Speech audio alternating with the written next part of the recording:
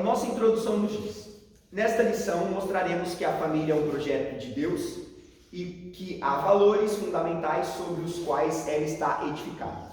Tratamos aqui também dos perigos que rondam a família cristã. Velhas práticas como infidelidade conjugal, bem como modelos alternativos de construção familiar, são perigosos que demandam nossa atenção.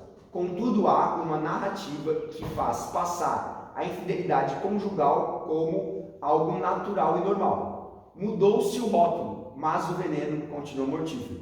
Por outro lado, os pais devem ter cuidado a respeito das novas distorções da sexualidade, como da teoria genderqueer. Vigiemos. É isso. Alguém nos faça a leitura do nosso primeiro ponto? Uma instituição divina.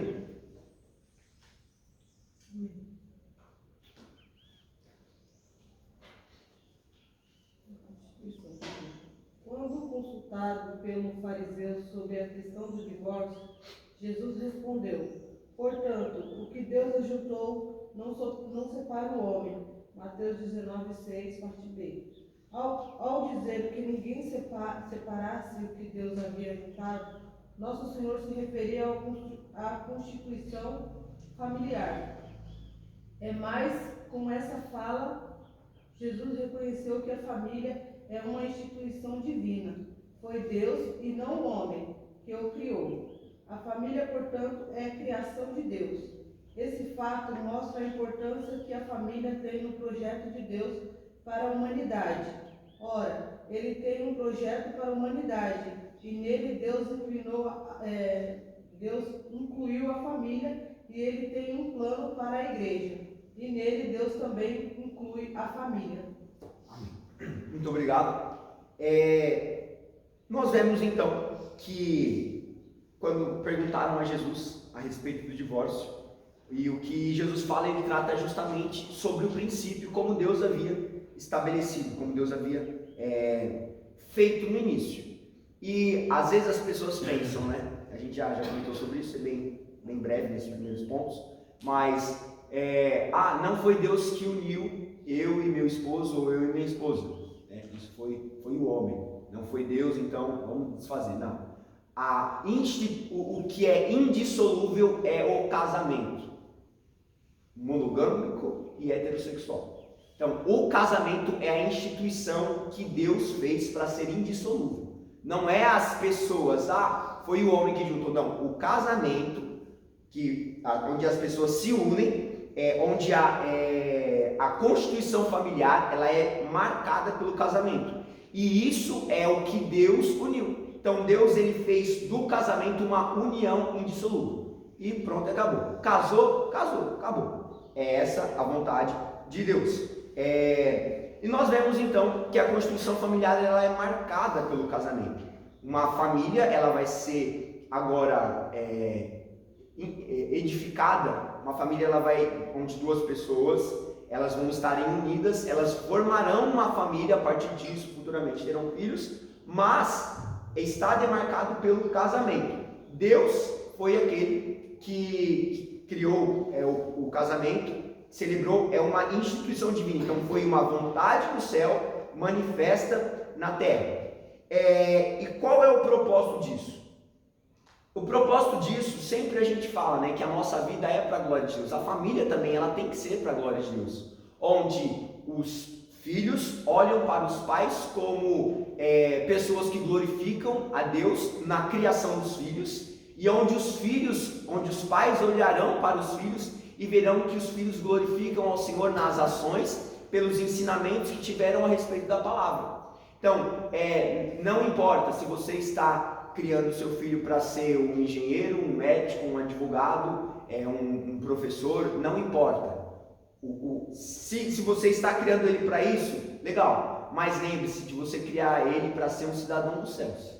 Porque independente da área acadêmica ou da área profissional dele, o que realmente vai importar, acima de todas as coisas, é se ele está sendo um bom servo de Deus. Então, isso vem por meio do ensinamento, primeiramente dos pais, que a gente vai falar no nosso quarto tópico, como a igreja ela pode auxiliar nisso, mas a obrigação de cuidar dos filhos é dos pais. E isso é uma evidência dessa família manifestar a glória de Deus. Deus ele tem um projeto para a humanidade e isso vai incluir a família, e assim como para a igreja, a família também está inclusa.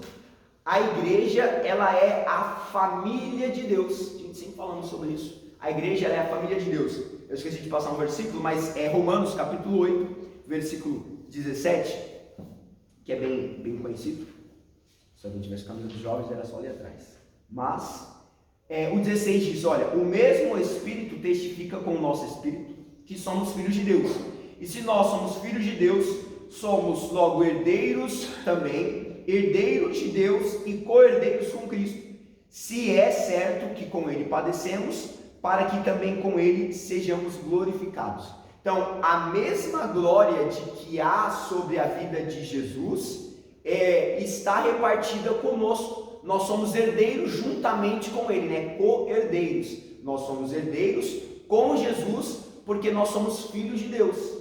Então, isso mostra que a expressão de chamar a pessoa de irmão não é uma expressão comum, mas é porque realmente nós estamos envolvidos, porque a igreja ela é uma família. Deus tem um propósito para a igreja, Deus tem um propósito para a humanidade, sim, mas a gente vai ver que no próximo ponto já, né, a célula máter, a célula mãe, o princípio de todas as coisas é a família.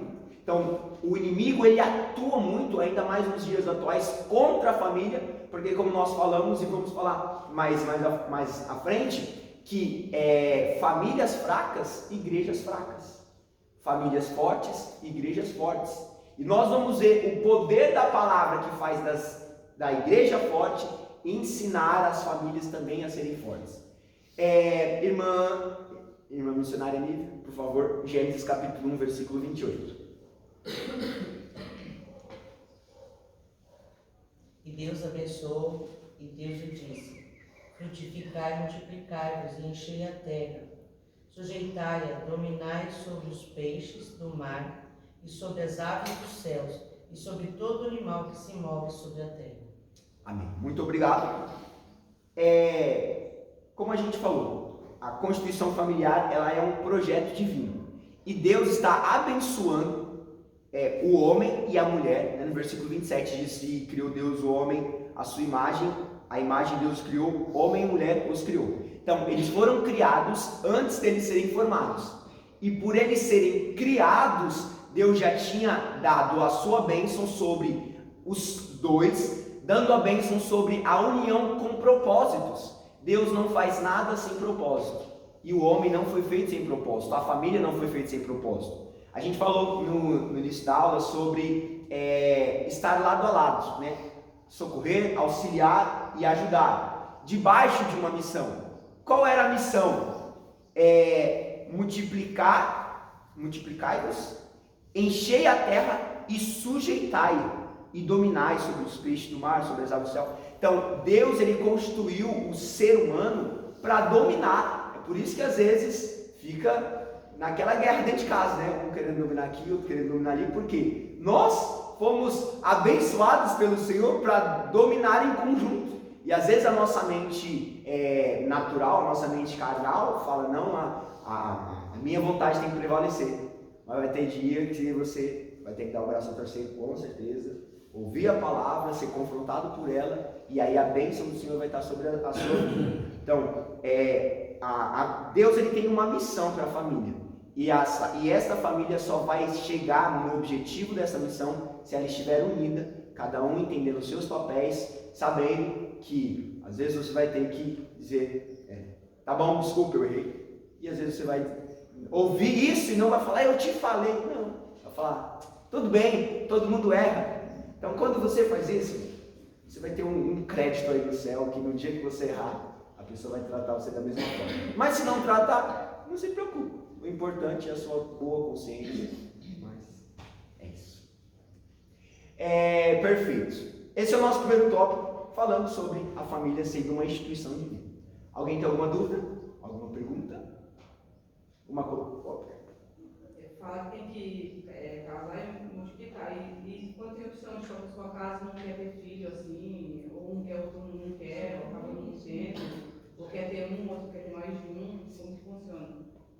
Isso é uma boa. A gente vê assim que Deus ele só formou um homem e uma mulher. Só formou um homem e uma mulher. Então, eles deveriam procriar para encher a terra.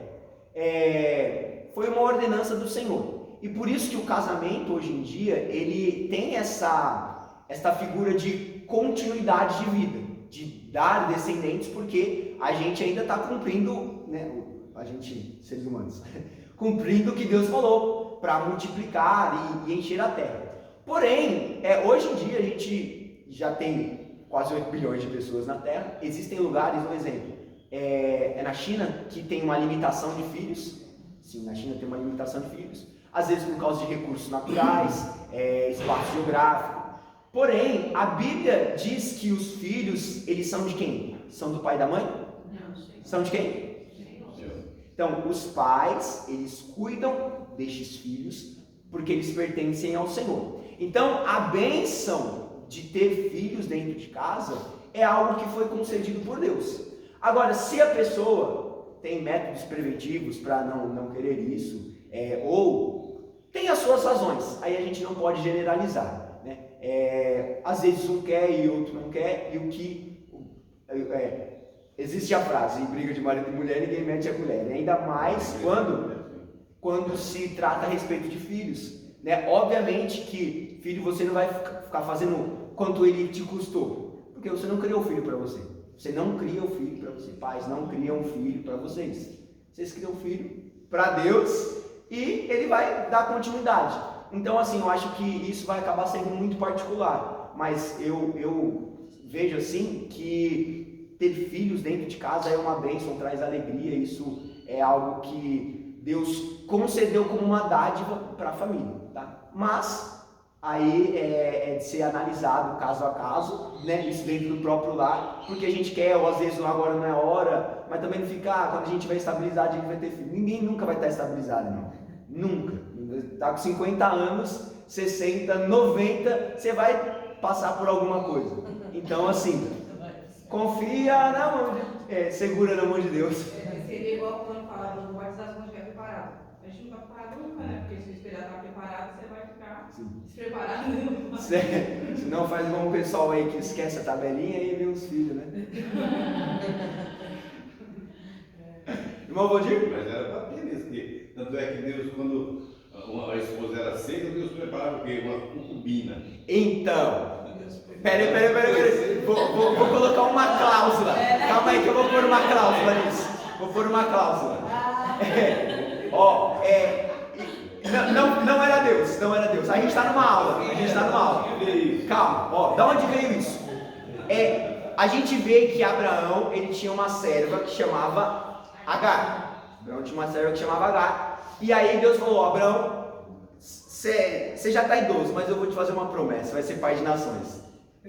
Hebreus diz que os seus membros já estavam amortecidos, a sua esposa era velha, e ainda mais, ela era estéril. O que Sara falou? Pega a minha serva, vai lá, a promessa vai ser cumprida com ela. Quem deu a ideia? Foi Deus? Não, foi Deus. Porque a gente vê Jacó com 4 mulheres, né? Zilpa, Lia, Rebeca e tinha mais alguma outra lá. Salomão com 1000.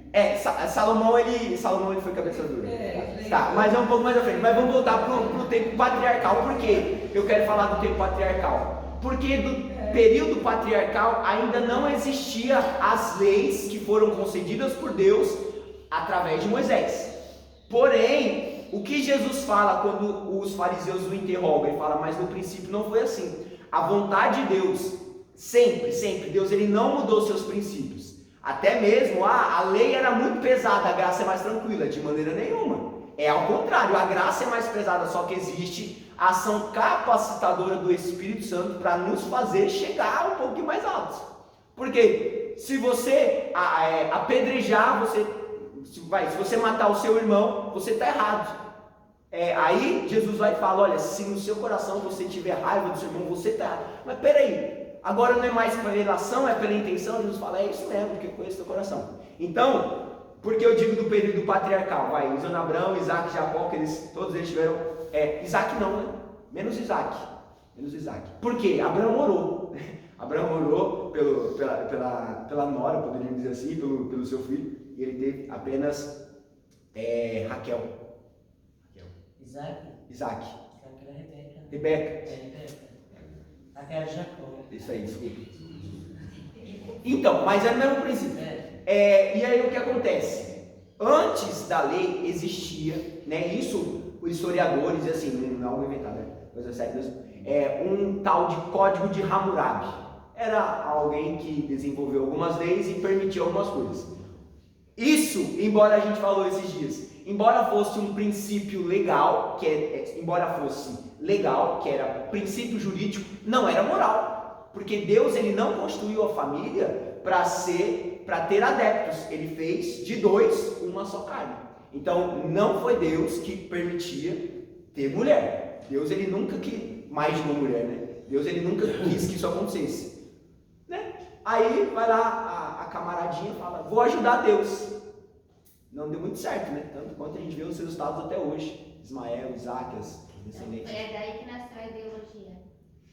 Então, a gente falou na última aula sobre o materialismo e ateísmo. Última aula sobre materialismo e ateísmo. E a gente viu que isso é tão antigo que não se tem, não se pode identificar de onde vem. Porém, a gente compreende que isso é o quê? Pensamentos que o inimigo lança na mente. Pensamentos são ideias que o inimigo lança na mente para a pessoa desenvolver pensamentos e aí se põe como uma ideologia. Então, tudo isso que a gente vê hoje em dia, que vai contrário à palavra, foi lançado pelo inimigo para ser materializado através de ações. Agora, o casamento é monogâmico e heterossexual.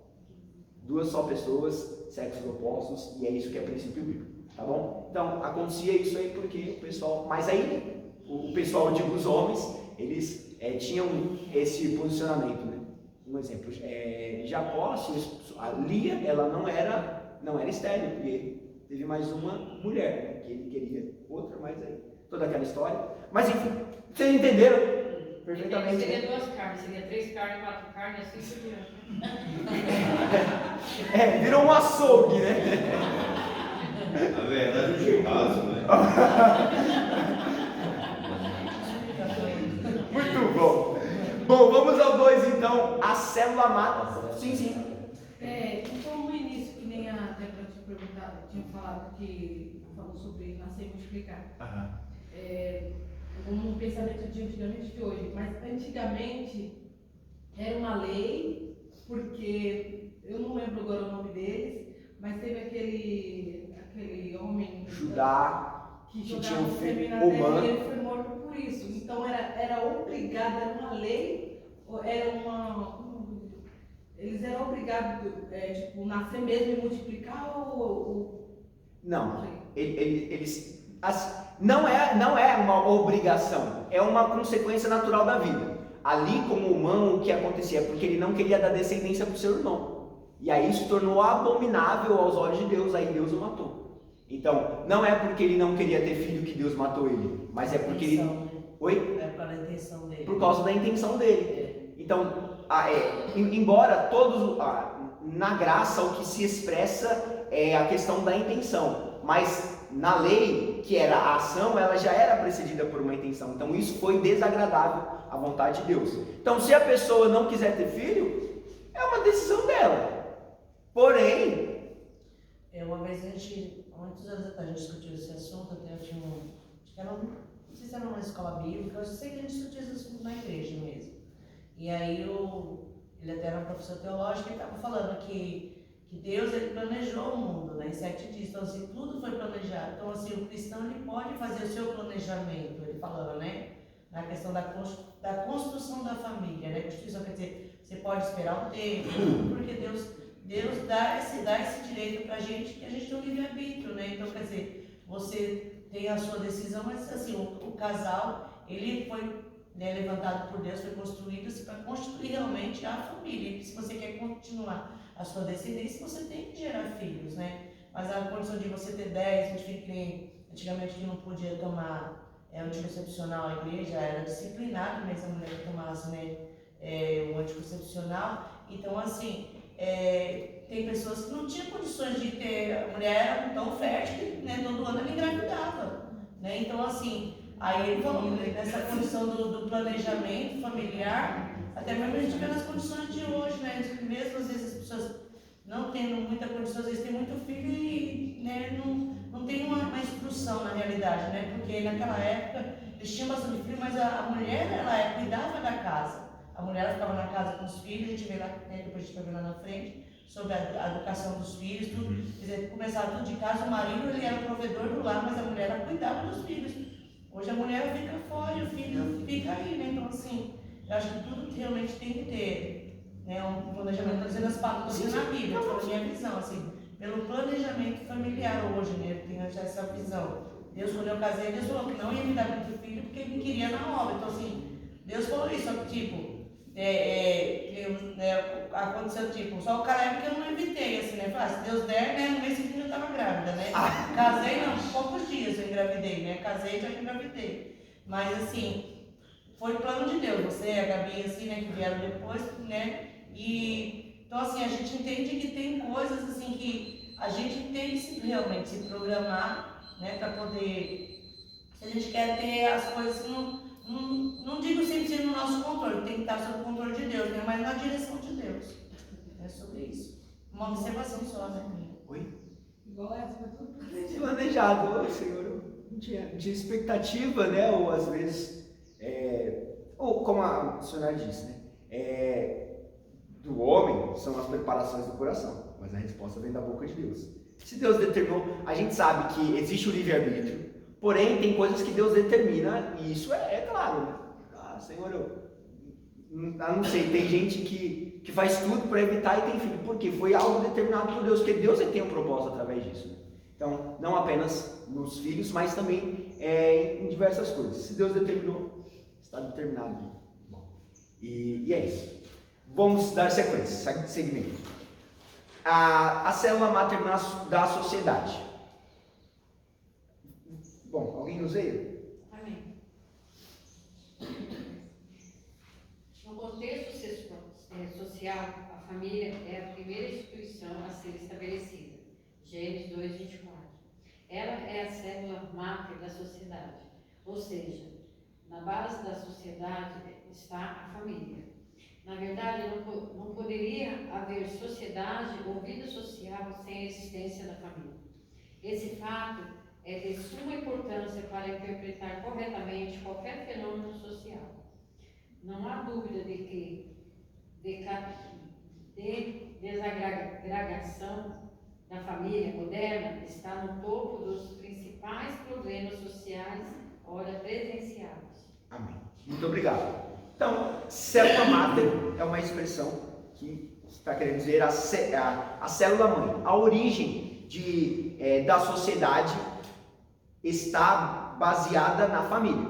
Então, Deus ele vai constituir indivíduos com o propósito de instituir uma família.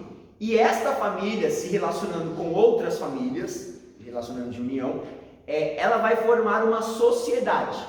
E uma sociedade, ela é uma instituição onde existem regras, melhor dizendo, o que é instituição, né? Esse significado. Instituição são regras que regem uma sociedade ou uma entidade para atingir determinado objetivo. Então, essas famílias unidas, elas vão ter um determinado objetivo, elas estão unidas segundo regras, segundo princípios para ter um objetivo. Um exemplo, existem algumas sociedades que compartilham os alimentos. Por exemplo, eu vi esses dias no Peru que tem um determinado povoado que eles moram em cima de juncos, que são como palhas secas em cima de rios, e lá eles pescam. Então tem as pessoas, são famílias, né? Às vezes são 5, 6 famílias que moram juntas, como se fosse um espaço assim, de 20 metros de diâmetro, e eles têm as suas casinhas lá. Então existem pessoas que ficam responsáveis pela parte da agricultura, né, de ir para algum lugar de barquinho com a agricultura, outros ficam responsáveis por cuidar da ilha, que a cada tempo eles têm que colocar madeiras ali. Então, embora haja um desenvolvimento muito grande, social, moderno, existem ainda lugares onde são mais afastados dessa globalização, que ainda tem esses princípios de cada pessoa tem a sua função ali no meio daquela sociedade. Então, uma sociedade, ela tem regras. E a família, ela é uma micro-sociedade, né? Ou a sociedade, ela é uma macrofamília, poderíamos dizer assim. Cada um tem as suas funções, as suas obrigações. E não poderia haver sociedade ou vida social sem a existência de família. Porque o que foi estabelecido primeiro por Deus é a família. A família está, primeiro Deus, segundo família, depois igreja. A família, ela foi instituída antes da igreja. Então nós não podemos nos entregar para a igreja e esquecermos da nossa família. Paulo, ele fala em 1 Coríntios capítulo 7 sobre o dever do solteiro, cuidar das coisas do Senhor, tanto para o homem quanto para a moça. Mas o casado cuida das coisas do casado, porque agora você vai precisar ter um equilíbrio. Também você não pode ser desequilibrado, né? Só a igreja e esquece todo mundo de casa, ou só eu tenho que cuidar da minha família. Meu irmão, sua família, ela tá precisando de ajuda. Não, mas eu estou ajudando a minha família. Por que não traz ela para a igreja? Atuam juntos, né? A gente vai ver isso no último tópico, mas atuar juntos. Então, é necessário ter um equilíbrio. Igual eu falo, digo propriamente por mim, eu estou tranquilo, porque eu posso dormir tarde, eu posso acordar cedo, eu posso ir para a consagração, eu posso ir para culto à tarde, eu posso ir para culto à noite, e quando eu chegar em casa, eu não vou ter responsabilidades onde? E aí? Foi trabalhar hoje? Um exemplo, cadê o pão? Não, que pão que Deus vai prover? Eu fui para a igreja. Aí Paulo ensina o quê? Aquele que não quer trabalhar, que não coma, né? Então, a gente tem que ser equilibrado. Agora, para o jovem, o moço ou a moça solteiros, eles têm uma vida de entrega a mais ao Senhor. Por isso que fala que são os melhores dias, né? Não que serão maus dias de casamento, mas eu digo pela questão da liberdade. Vocês me entenderam? Pela questão da liberdade. Porque a esposa, como a missionária estava falando, antigamente a mulher só ficava dentro de casa, cuidando dos filhos, e o homem vai fazer tudo que precisa aí, porque tem que pôr alimento na mesa. Mas hoje em dia não, hoje em dia a gente vê que existem mulheres ocupando espaços de grande relevância na sociedade, trabalha, né? São muitas coisas que às vezes as mulheres se sobrecarregam mais, só que elas dão conta. O homem, não sei. Será que acontece? Como acho que é o Cláudio Duarte que fala, né? Que existem várias caixinhas, né? A mulher consegue fazer muitas coisas de uma única vez, existem várias caixinhas. Agora, se o homem abrir uma caixinha, esquece todo o restante, não vai dar para fazer mais nada, porque está focado em uma única coisa. Então, a gente vê aqui que esta questão, está dizendo aqui no tópico, esse fato é de suma importância para interpretar corretamente qualquer fenômeno social. Então, existem fenômenos sociais, existem ações do meio da sociedade que estão envolvendo indivíduos, mas estão envolvendo indivíduos, porém estão apontando, às vezes, uma falha ou, às vezes, algo que é benéfico na família. Exemplo, relacionamentos, como a pessoa vai se relacionar. A Gabi fala que ela tem alguns problemas com alguns determinados alunos, onde não vou dizer os piores alunos, mas aqueles que dão mais trabalho são onde os pais não são casados, onde há divórcios, pais separados. Então, um exemplo, a pessoa sofre pela questão do desprezo, amizade, não consegue ter amizade com pessoas do convívio social, porque não teve uma amizade dentro de casa com os próprios irmãos, uma amizade de pai para filho. Sonhos, motivações, tem gente que fala, um dia após o outro, porque não teve aquele incentivo familiar dentro da própria casa. Existem algumas doenças psicossomáticas que são doenças na alma, né? Um exemplo, depressão, ansiedade, algumas síndromes que se desenvolvem porque a pessoa, no caso a criança, ela não foi acompanhada, não foi instruída. Então, se a família é desestruturada, isso vai gerar reflexos na sociedade. porque existem muitos jovens em vícios de droga, prostituição. Às vezes era algo comum dentro da própria casa que tornou-se comum aos seus próprios olhos e ele continua a praticar isso como se fosse algo normal. Mas nós vemos que os problemas sociais que se manifestam é pela raiz, e a raiz da sociedade é a família. Então, nós como igreja precisamos orar por essas causas sociais, mas sempre apresentarmos as famílias, para que elas não sejam desestruturadas e aconteça o pior ainda, né? Infelizmente tem piorado, mas se a igreja se posicionar, nós podemos ver que mudanças podem acontecer. É isso. Alguém tem alguma coisinha a falar? Perguntinhas? Não. Então, vamos seguir. Fundamentos da família cristã. Alguém nos leia, por gentileza? Amém. O casamento monogâmico e heterossexual, no contexto do Novo Testamento, o casamento monogâmico, isto é, o indivíduo só pode ter um cônjuge, a poligamia era mais praticada no mundo antigo, inclusive no contexto do Antigo Testamento. Contudo, no Novo Testamento, o princípio da monogamia não era apenas ensinado, mas, sobretudo, exigido. 1 Timóteo 3:2. A poligamia, portanto, deve ser rejeitada como uma forma distorcida e pervertida da construção familiar. Da mesma forma, o casamento bíblico heterossexual, isto é, constituído por um homem e uma mulher. Quando Deus criou o primeiro casal, o chamou de macho e fêmea, Gênesis 1:27. Por isso Jesus disse que Deus criou o homem e a mulher, Mateus 19:4. Isso mostra que o gênero é baseado no sexo biológico. Não há um terceiro sexo. Biblicamente, o casamento deve e precisa ser heterossexual, constituído por um macho e uma fêmea, um homem e uma mulher. Amém. Muito obrigado. Então, nós temos que o casamento ele é monogâmico, onde é constituído por indivíduos que possuem apenas um cônjuge, né? São indivíduos de seres opostos unidos. Este é a instituição como princípio fundamental do casamento. Isso foi estabelecido pelo Senhor. Por gentileza, irmã Simone, capítulo 2, versículo 24 de Gênesis. Por esse motivo é que o homem deixa a guarda de seus pais para se unir à sua mulher e eles se tornam uma só carne. Amém. Então, a partir deste momento, uma nova família foi constituída.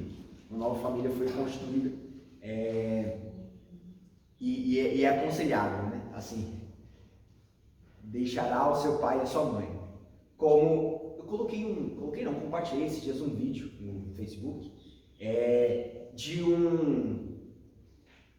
uma mãe teve o seu filho e quando foi cortar o cordão umbilical, a mãe não permitiu. Nossa! E aí, você viu, Débora? Viu? A nossa irmã Cereja viu também. E algo assim, muito realista, por quê? Nunca vai desassociar essa questão do cuidado prematuro. Se o cordão umbilical não for cortado, nunca vai se tornar um homem, um menino. E aí o que acontece, né, nesse videozinho, acho que são uns 3 minutos mais ou menos, muitas ações ele queria praticar como uma criança natural, porém a mãe era tão super protetora que restringia ele.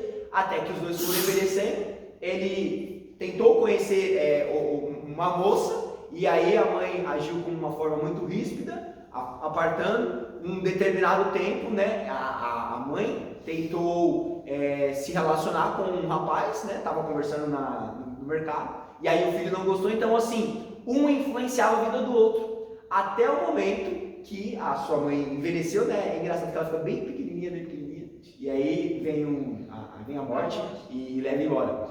e aí ele se encontra sozinho. E aí acaba que, acho que ele começa a beber demais, alguma coisa assim. Então, 2 vidas são destruídas. 2 vidas são destruídas. Por quê? Porque o cordão precisa ser cortado, né? Então, casou, o cordão tem que ser cortado. Senão todo problema que acontecer, e aí envolve não mais apenas 2 famílias, mas aí são 4 famílias, poderíamos dizer 3 famílias no caso, perdão. Uma família, no caso, seriam 3 famílias, família da moça, família do rapaz. Então tem que ser algo compreensivo que Deus instituiu uma nova família. A moça sempre vai querer ser tratada pelo rapaz como o pai dela tratou. E o homem vai querer ser tratado pela moça como a mãe tratava. Só que o marido não é pai e a moça não é mãe. Não é. Vão ser pai e vão ser mãe quando tiver um filho. Não vai ser tratado da mesma forma. Então, alguns casamentos, todo casamento tem esses conflitos no início, né? Como você diz isso? Pela palavra. Então, deixa o pai e a mãe decidir. Seguindo, poligamia é o casamento, né? Digo assim, a união de várias pessoas, né? Poli fala sobre vários. Então, várias pessoas que se uniam, né? Se uniam querendo se casar, mas isso não é aceitável diante dos olhos de Deus. No Novo Testamento era exigido, né? Jesus vem apresenta os princípios iniciais, que é a vontade que aconteça a união de 2 pessoas apenas, monogâmico e heterossexual. E aí Paulo ele vai dar um ensinamento lá em Timóteo, no Vanderlei, por gentileza, capítulo 3, versículo 2, sobre como deveria ser o presbítero, o bispo, o responsável, o pastor, pela... Segunda Timóteo. Não é o primeiro? Bom, então deve ser o primeiro mesmo. O primeiro fala sobre isso. E fala sobre Isso, é 1 Timóteo. Né? Isso mesmo. É necessário, portanto, que o bispo seja irrepreensível, esposo de uma só mulher, temperante, sóbrio, modesto, hospitaleiro, apto para ensinar. Amém. Muito obrigado. Então isso era uma exigência para alguém que estava na liderança da família de Deus. Poderíamos dizer assim, estabelecido, né, na terra, para cuidar da igreja. Porque vai falar mais abaixo, né, que governe bem a sua própria casa.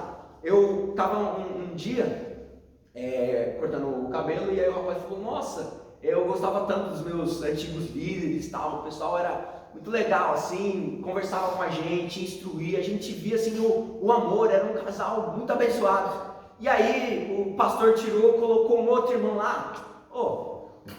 Os filhos dele ficam jogados na rua assim, eu vejo eles no meio do mato, lá longe de casa. Eu falo, e ele desviado. Aí ele falou assim: eu vejo, não cuida nem da própria casa, vai cuidar da gente, que era de um grupo lá, de um determinado grupo. E eu falei: olha, ele não sabe, mas ele tem esse pensamento que a Bíblia também tem, o que ela diz. Como é que a pessoa ela está apta para cuidar de pessoas se ela não cuida da sua própria casa? Então isso é algo muito sério, traz até mesmo um escândalo para o evangelho, né? Porque a pessoa não dá um bom testemunho. Então não cuidar dos filhos da família não é um bom testemunho. Então a gente vê o que precisa ser feito. A família ela precisa ser cuidada. Da mesma forma, o casamento bíblico ele é heterossexual, constituído de um homem e de uma mulher. E foi assim que Deus fez no princípio. O princípio do princípio é o mesmo princípio atual. O que nós estamos vendo hoje não mudou nada, é o princípio. Então isso deve permanecer. Aquilo que é contrário à heterossexualidade e à monogamia no casamento deve ser rejeitado, porque vai contra a palavra de Deus. Isso mostra que o gênero é baseado no sexo biológico. Então a pessoa nasce com o sexo definido biologicamente, não apenas através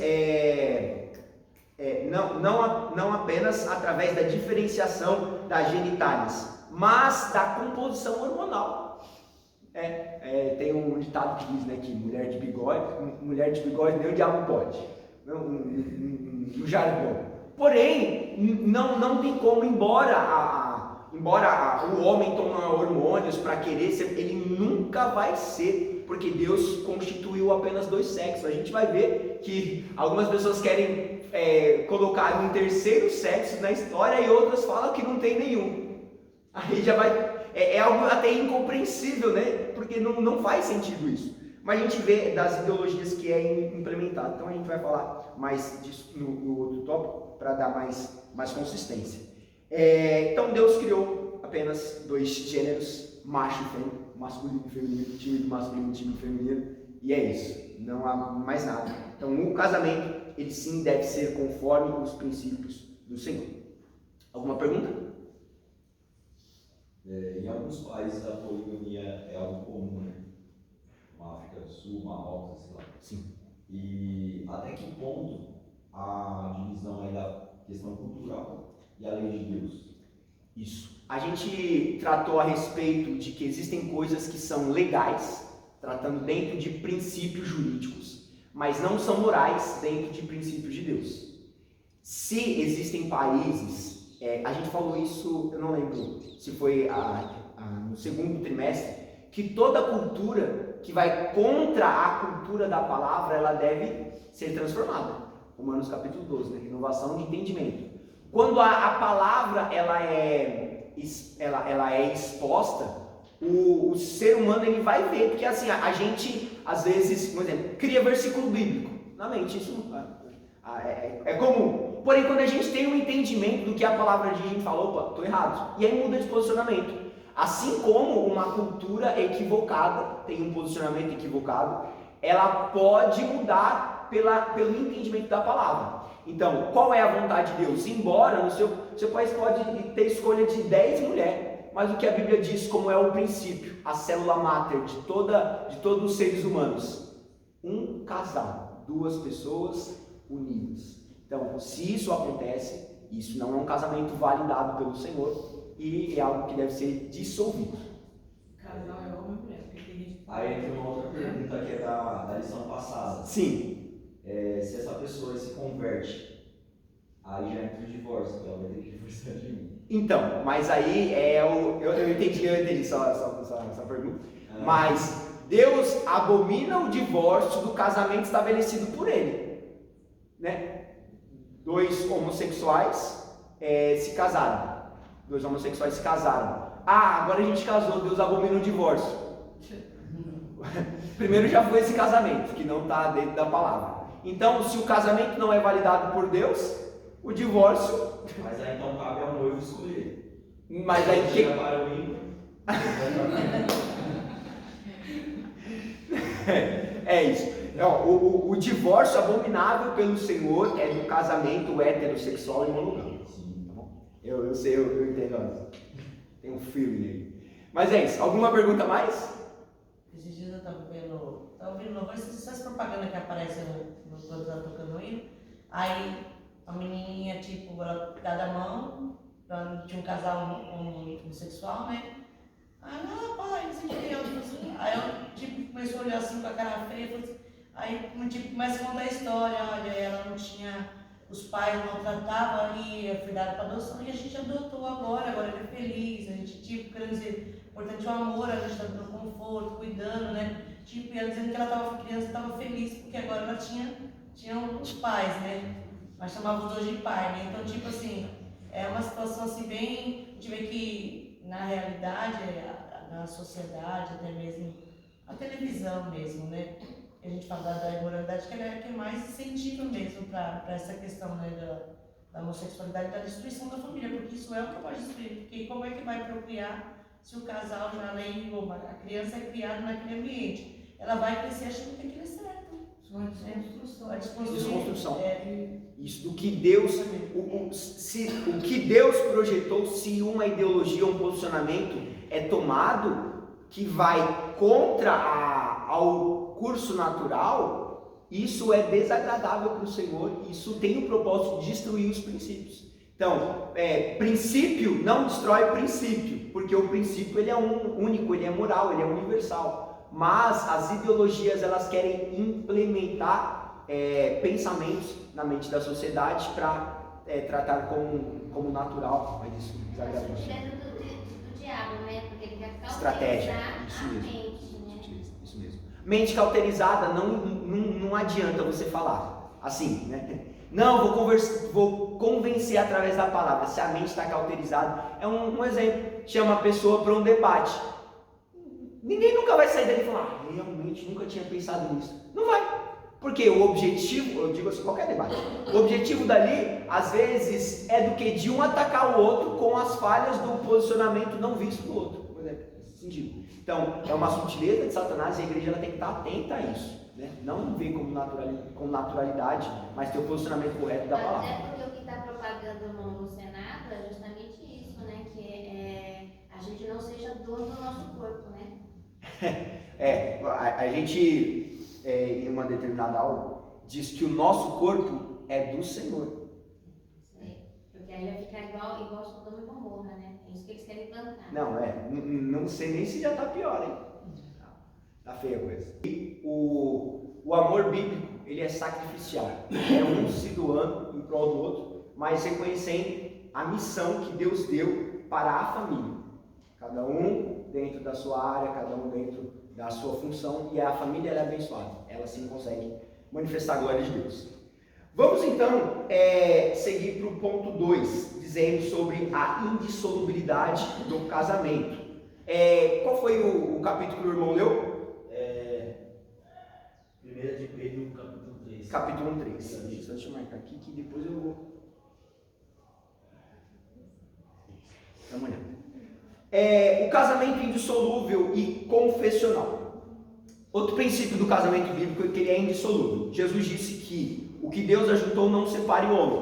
O casamento bíblico é feito para durar. Já foi dito nesse trimestre que Jesus reconheceu cláusula de exceção. O adultério como um acontecimento que pode pôr o fim do casamento, Mateus 19. Nesse caso, ainda a possibilidade do perdão por parte do cônjuge traído, o que faz com que o casamento não seja dissolvido. Ainda a questão de abandono por parte do não crente, que segundo o apóstolo Paulo deixaria o cônjuge abandonado não sujeito à servidão. 1 Coríntios capítulo 7, versículo 15. Contudo, deve-se observar que essas são exceções e não regra. Ainda há outro princípio importante para considerar no contexto do casamento cristão, é a questão da confessionalidade. A Escritura preceitua que não deve haver união entre o crente e o incrédulo, 2 Coríntios capítulo 6, versículo 14. Nós falamos a respeito da indissolubilidade do casamento, isso em uma aula, por inteiro. E como é que nós podemos nós podemos compreender isso? Deus fez o homem e a mulher para estarem juntos, unidos, formando uma família. Isso é algo que deve prevalecer indissolúvel em vida. Irmã Silente, Mateus capítulo 22, versículo 30, por gentileza. Porque na ressurreição nem casam, nem são dados em casamento, mas serão como anjos no céu. Amém. Então, no céu não vai ter mais casados, porque nós seremos como anjos, né? As pessoas que morrem, elas não se tornam anjos, mas nós seremos como anjos, nós não nos aparentaremos com ninguém. Aí vem as perguntas, aquela coisa, aí lá, a gente vai se reconhecer. Você vai conhecer a Cristo. Você vai conhecer a Cristo. Posicionalmente, eu acho que sim. A gente vai se lembrar da nossa trajetória na Terra, mas a gente vai ter o mesmo sentimento. Mas eu vou ficar triste com o meu... Você vai ser como Cristo. Quando Jesus estava na cruz lá, o que ele falou? Senhor. Ele chorou e falou, nossa, estão indo para o inferno. Não, ele falou, Pai, perdoa, eles não sabem o que fazem. A minha missão eu cumpri, agora tenho o mesmo sentimento com que Cristo. Eu não vou ficar chorando por quem não foi. Eu vou me alegrar por aquele que eu desejava tanto. E é por isso que a igreja deve desejar a vinda do Senhor, porque ter o Senhor é mais importante do que ter qualquer coisa e quaisquer pessoas. Então, quais são as cláusulas da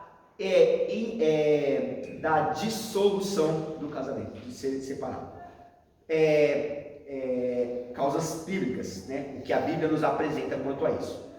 Adultério e abandono do descrente. Se o descrente abandonou a pessoa ela está legalmente e moralmente livre para se casar. Se a pessoa sofreu adultério, ela está legalmente e moralmente livre para se casar. Porém, a exceção não é regra. Quando os fariseus falam, por que então Moisés mandou dar carta de divórcio? Né? Ela fala repúdio também, carta de divórcio e repudiar a mulher. Aí Jesus disse, Moisés nos permitiu, permissão não é mandamento. E qual é a vontade do Senhor? O perdão, a gente fala de perdão, perdoe o seu parente que te xingou, que te excomunou nas redes sociais, falou de você e tudo mais. E aí há uma falha no casamento e não, perdão não consigo perdoar. Não, o perdão é a melhor saída para todas as coisas. Os efeitos colaterais são os menos nocivos. E aí a dissolução por infidelidade de uma pessoa no casamento, aí os filhos crescem sem pai. O que eu vi de filho chateado com os papais nesse Dia dos Pais, alguns até colocaram, nossa, faz tempo que eu não vejo meu pai, vou dar um presente para ele, vou colocar ele na justiça. Isso é amor que se trata com o pai? Porque a perca da paternidade é algo terrível, que desconstrói até mesmo o futuro do jovem, da criança. A supervalorização, às vezes eu digo assim, isso de algo mais comum de se acontecer, da mãe como a figura de um pai e uma mãe, tem que se virar nos 30, tem que trabalhar, tem que cuidar dos filhos, levar na escola, tem que fazer tudo. Por quê? Porque não houve o perdão. Então, o perdão é a melhor saída para essas coisas. Então a gente vê que muitos que às vezes partem para esse ramo da homossexualidade não tinham amor dentro da sua casa, encontraram um amigo que tinha uma boa comunhão, uma boa amizade e trocou o relacionamento saudável com a mentalidade transformada para o verdadeiro amor. O verdadeiro amor vem de Deus. O pai e a mãe amam, porém, isso é o desejo de satisfazer uma falha. Então, como a missionária falou, né? O que importa é o amor que está recebendo agora o bom cuidado. A gente tem que tratar dos problemas, não colocando vigas, a gente tem que tratar nos fundamentos. E o fundamento que gera isso no meio da sociedade é por uma falta de estruturação familiar. E essa família precisa ser estruturada dentro da palavra. Nessa condição assim do pai, às vezes não é separado, mas às vezes os pais vivem em guerra dentro de casa e até, que a gente já vê muitas questões, às vezes, eu prefiro que meu pai e minha mãe se separam, o pessoal vive brigando, se matando, né? Ou às vezes o pai, ele acha que só dá comida é o suficiente, então não tem atenção e a criança tem aquela carência, né? E às vezes tem pais que ele cria o filho, mas ele não dá um abraço, não beijo, fala, eu não te vi isso, eu não sei dar isso, né? Eu conheço uma pessoa acho que foi criada a vida inteira na igreja, assim, quando era criança, o pai sempre foi crente, mas o pai nunca deu amor, nunca deu carinho, assim, então ela não tinha aquele afeto. Só que quando chegou na idade mais avançada, o pai adoeceu. E ela disse que Deus moveu o coração dela para cuidar mais do pai, né? Tipo assim, tá como pode ser? Ele tá mais imprudente ainda, assim, uma pessoa mais irritada, tudo, mas ela começou a dar mais atenção e isso mudou aquele sentimento que ela tinha do pai, aquela visão. Hoje ela tem um carinho pelo pai que ela não tinha quando eu criança, por ele não ter dado, mas assim, e ela não queria ser crente. Ela falou, para mim ser crente que nem meu pai, eu não vou ser, eu preferi não ser crente do que ver o pai, porque o pai era crente, mas não dava amor, né? Só que agora chega uma fase da vida que ela está vendo que o amor de Deus, ele muda qualquer situação, né? Ainda está em tempo, né? É por isso que, geralmente, quando alguma pessoa que tem essa fragilidade na paternidade, né, seja do pai ou da mãe, quando recebe o amor de Deus, a pessoa fala, não acredito, a pessoa virou beata mesmo, mas não é. É porque encontrou o verdadeiro amor, encontrou aquilo que faltava, que o amor de Deus ele é supremo. O amor de Deus encobre multidão de pecados, não é cobre, melhor dizendo. O amor cobre multidão de pecados. Então, às vezes a pessoa ela está tão fragilizada porque o pecado adoece. E aí, quando o amor de Deus é derramado, ela é curada, ela é restaurada, tanto os seus sonhos quanto a sua esperança. Às vezes é restaurado a comunhão familiar porque Deus deu a palavra. Então a gente precisa tratar das causas, né? Porque são um casal de pastores, como é a Jaqueline e como é o nome do esposo mesmo? Lucas Hayashi e Jaqueline alguma coisa lá. Eles trabalham com adolescentes, porque eles olharam a sociedade a igreja onde eles viviam e viam que as crianças que iam e tinham mais problemas eram aquelas que tinham pais com muitos problemas. E aí foram então entender que o problema que está acontecendo ali naquela casa foi por uma falta de estruturação familiar. Então, peraí, antes do jovem se casar, ele é jovem, ele precisa ser instruído. Mas se ele não é instruído, ele precisa ser instruído antes mesmo disso, que é o que? Na fase das crianças. Então eles são pastores de crianças, pastores infantis, seria uma palavra não muito usual, mas pastores de crianças, eles cuidam das crianças para que essas crianças cresçam no temor da palavra, tenham conhecimento de Deus, e mesmo que os pais não sirvam a Deus, eles vão poder ser pessoas de vida. A vida sentimental ela é muito influente na nossa vida social, porque se a gente não está bem dentro de nós mesmos, as nossas decisões elas não vão ser muito bem direcionadas, ganhando bem, pedindo favor, né, num sentido como esse. Então a gente tem que ser muito prudente nas nossas ações, mas também nas nossas pós-ações, se algo acontecer fora do comum. Paulo ele também vai tratar a respeito da associação do crente com o descrente. Isso está dizendo se a insolubilidade do casamento, independente se a pessoa casou no mundo, se a pessoa casou em outra religião, se a pessoa casou sendo crente, o casamento ele não deve ser dissolvido. Esse é um princípio divino. Vemos então que porque Paulo fala para não se pôr sobre julgo desigual. É quando hoje em dia as pessoas falam de namoro evangelístico. Não, vocês estavam no ponto, vocês sabem, né? Então, eu tô querendo dizer. Então, o namoro evangelístico, fulano não é crente, mas eu vou ganhar ele para a igreja, a gente começa a namorar e aí ele vai para a igreja, se firma com o Senhor e depois a gente casa. Uma banana.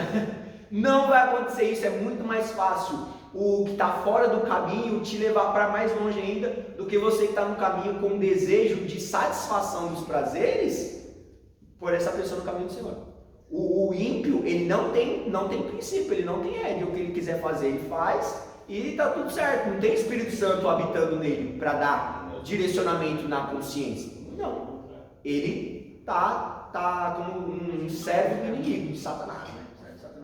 Então, não há como ter a associação do crente com o descrente. Porém, Paulo diz, se alguém casou fora, antes de ter o conhecimento, enquanto era ignorante, fora dos caminhos do Senhor, e uma dessas pessoas se converte, que Paulo diz, não se separe, permaneça, porque pela mulher o marido é santificado, e pelo marido a mulher é santificada. Então, se há um descrente, continua orando por ele. Os seus filhos serão santificados, serão abençoados pelo seu posicionamento. A bênção está em pessoas e não nos lugares. Então, você foi abençoado por Deus, abençoe o seu lar, a sua instituição familiar. Mas ela era crente e eu descrente católico. E deu certo. 1 em 1 bilhão. Mas eu tenho 2 sobrinhos. Aí, ó, a irmã suando. O senhor não viu que ela estava suando, né? Mas aí, a irmã, vocês não estiveram presentes, com certeza, é um bom motivo para isso. Mas, do que se queixa o homem se não for dos seus próprios pecados? Né? A gente, não estou dizendo que o irmão é um peso, um jugo na vida da irmã de maneira nenhuma. Mas a irmã sabe o quanto sofreu pela decisão tomada. E aí depois que viu que a palavra não direcionava isso, falou, Senhor, e agora? Aí, oração. Mas Deus permitiu isso, então ele sabe que hoje, domingo pela manhã, vocês estariam juntos aprendendo da palavra de Deus. Juntos, tá bom? Então, é importante a família estar junto, aprendendo. Pode falar. Eu ouvia muito. Não, irmão, tenha paciência. está ligado na terra, está ligado no céu. Ora por ele, um dia Deus vai converter. Foi difícil. Um prédio inteiro. Perfeitamente. Então, a confissão de fé, ela deve ser similar, porque senão há muitas complicações. Deus fala, adorará somente o Senhor teu Deus. De repente você chega, tem uma estatueta com velas, procissões, quer que você participe, quer que você... Isso vai ser algo difícil. Então, né, aos jovens aí de plantão. Infelizmente, hoje, comigo foi ao contrário, né? Eu era conhecedora e ele não. E hoje eu tenho na minha família 3 sobrinhos que, infelizmente, uma cuidava das crianças, hoje está no mundo acontecer, ela está se relacionando com um rapaz que não é do mundo. Outro levita, da mesma forma, tudo jovem. São 3. Só numa família, casal. Estão relacionando com pessoas que não são crentes, estão afastadas do caminho. Está no mundão, chega a estar. Está conhecendo tudo que nunca ouviu. Como o pastor estava ministrando ontem disse, por cima o mel é doce, mas por baixo é carcaça toda. Então, cuidado. Vamos ao ponto 3, a sutileza da nova configuração familiar. Eu vou fazer a leitura desse mais uma vez. Nosso tempo está... eita misericórdia. Irmã Irene, por gentileza. 2 Coríntios, capítulo 6, versículo 14. Não vos prendais ao jugo desigual, como os infiéis, porque a sociedade tem a justiça com a injustiça? Que comunhão tem a luz com as trevas? Amém. Então, não há como ter comunhão entre os diferentes. A sutileza da nova configuração familiar, o casamento entre pessoas do mesmo sexo. Em maio de 2011, o Supremo Tribunal Federal reconheceu a união homoafetiva como um núcleo familiar como qualquer outro. Então, não é apenas visto, isso é juridicamente visto como união de 2 pessoas. Está sendo visto como um casamento, na visão legal, na visão jurídica. Isso porque havia uma lei para ser aprovada no Congresso, que não havia uma lei aprovada no Congresso Nacional que legisle sobre esse assunto. A partir do entendimento firmado pelo STF, em maio de 2011, o Superior Tribunal de Justiça determinou em outubro daquele ano que o mesmo reconhecimento se aplicava para os casamentos. Para evitar a falta de reconhecimento nos cartórios, o Conselho Nacional de Justiça publicou uma resolução em que regulamentava os trâmites e proibia os cartórios de recusar a celebração de casamento civil e conversão de união estável em casamentos entre pessoas do mesmo sexo. Então, eles, além de configurarem como algo comum, que deveria ser feito, não poderia ser negado, porque havia uma lei quanto isso, né? Eles criaram uma resolução, essa é a palavra correta, uma resolução que proibia a recusa de ser estabelecido a comunhão das pessoas do mesmo sexo. Então, o cartório ele tinha que fazer e pronto, acabou. Por quê? Estava ouvindo um professor falar, ele falou que a forma que eles fizeram isso foi da forma mais incorreta, porque eles tinham o princípio, eles tinham a vontade de onde, embora houvesse a união de 2 pessoas do mesmo sexo, estavam juntas, uma união, se uniram aí, mas para que uma tivesse participação, digamos assim, de uma comunhão de bens. Por exemplo, construíram a vida, uma sociedade, cada um vai ter a sua porção. Aí um exemplo, tal pessoa, uma das pessoas morre, uma das partes morre. E aí o seu parceiro não teria nenhum benefício daquilo que construíram juntos. Então, ao invés deles criarem uma resolução, uma lei que desse autonomia para o parceiro ter os mesmos benefícios da construção de vida, eles instituíram isso como um casamento.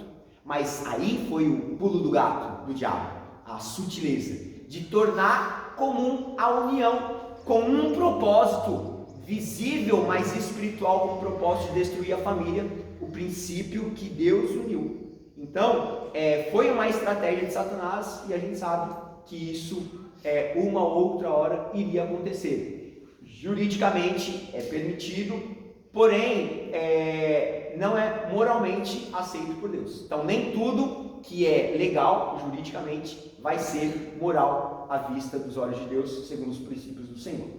Então, nós temos que essa nova configuração familiar, porque juridicamente é considerado uma família, pela justiça brasileira provocou reação entre os cristãos e principalmente entre os evangélicos. Ora, entendemos que a família é formada por homens, é formada por homem e mulher, conforme definido na Bíblia, e não entre duas pessoas do mesmo sexo.